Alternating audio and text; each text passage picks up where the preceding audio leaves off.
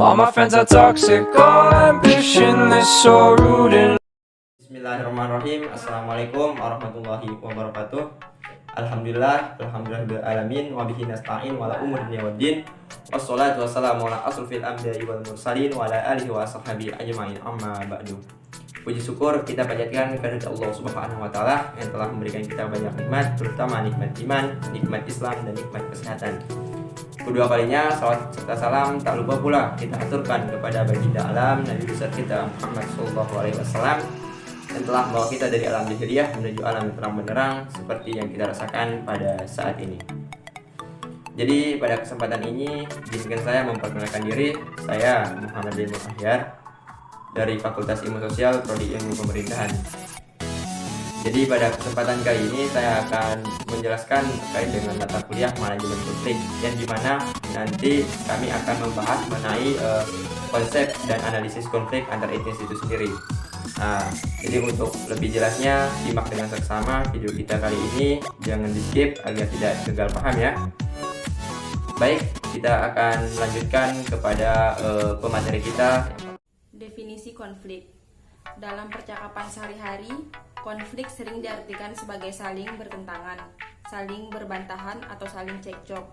Dianggap sebagai situasi yang abnormal, tidak diharapkan karena konflik sering dianggap sebagai pengganggu stabilitas yang tidak boleh ada atau jika sudah muncul harus cepat-cepat diselesaikan. Konflik dapat terjadi oleh siapapun dan dimanapun. Latar belakang munculnya konflik biasanya disebabkan oleh perbedaan identitas yang dibawa masing-masing individu dalam suatu interaksi sosial. Adapun pengertian konflik menurut beberapa ahli.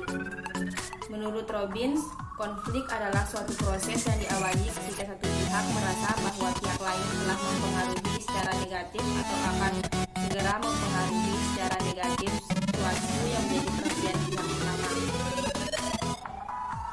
Menurut Stoner, menyatakan bahwa konflik organisasi mencakup ketidaksepakatan persoalan alokasi sumber daya yang langka atau perselisihan mengenai tujuan, status, nilai, atau kepribadian.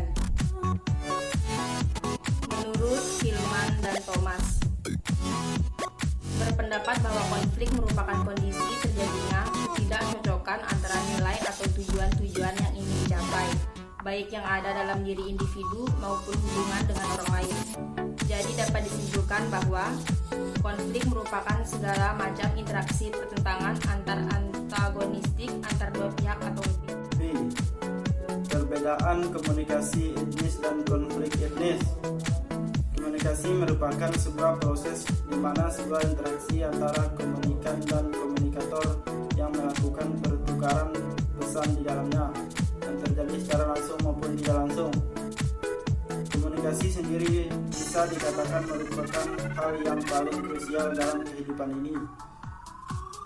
Sebuah interaksi sosial bisa tidak berarti apa-apa jika komunikasi di dalamnya tidak berjalan pada semestinya. Begitu juga dalam dunia profesional atau dunia kerja, komunikasi merupakan hal yang penting dalam membagikan instruksi dari pemimpin ke bawahan atau sebaliknya. Sepanjang masanya manusia melakukan komunikasi baik sejak dalam kandungan sampai menjelang kematiannya. Oleh karena itu, komunikasi tidak bisa dipisahkan dari setiap individu yang hidup di dunia ini. Komunikasi juga merupakan hal yang paling penting bagi individu dalam melakukan interaksi. Kadang kala individu merasakan komunikasi itu tidak efektif yang dikarenakan adanya salah penafsiran oleh si penerima pesan, dan kesalahan penafsiran tersebut dikarenakan persepsi oleh setiap individu yang berbeda-beda. Teknik berkomunikasi adalah cara atau seni penyampaian suatu pesan yang dilakukan seorang komunikator sedemikian rupa sehingga menimbulkan dampak tertentu pada komunikan. Pesan yang disampaikan komunikator adalah pernyataan sebagai panduan pikir dan perasaan. Dapat berupa ide, informasi, tuduhan, keyakinan, himbauan, anjuran, dan sebagainya. Budaya-budaya yang berbeda memiliki sistem-sistem nilai yang berbeda dan karenanya dapat menjadi salah satu penentu tujuan hidup yang berbeda pula. Cara setiap orang berkomunikasi sangat tergantung pada budayanya, bahasa, aturan dan norma masing-masing. Budaya memiliki tanggung jawab atas seluruh perbedaan perilaku komunikatif dan makna yang dimiliki setiap orang. Konsekuensi pembedahan yang dimiliki dua orang yang berbeda budaya akan berbeda pula. Hal ini dapat menimbulkan berbagai macam kesulitan. Komunikasi antar budaya adalah komunikasi yang terjadi di antara orang-orang yang memiliki kebudayaan yang berbeda, bisa beda ras, etnik atau sosioekonomi, atau gabungan dari kesemua perbedaan ini. Menurut Stefan Elzut, komunikasi antar budaya adalah komunikasi antara orang-orang yang berbeda budaya, baik dalam arti ras, etnik, atau perbedaan sosial ekonomi. Kebudayaan adalah cara hidup yang berkembang dan dianut oleh sekelompok orang serta berlangsung. Adapun macam-macam konflik, yang pertama konflik individu, yang merupakan jenis konflik yang terjadi antara individu atau kelompok. Yang kedua, konflik rasial, merupakan jenis konflik yang terjadi antara ras atau yang berbeda.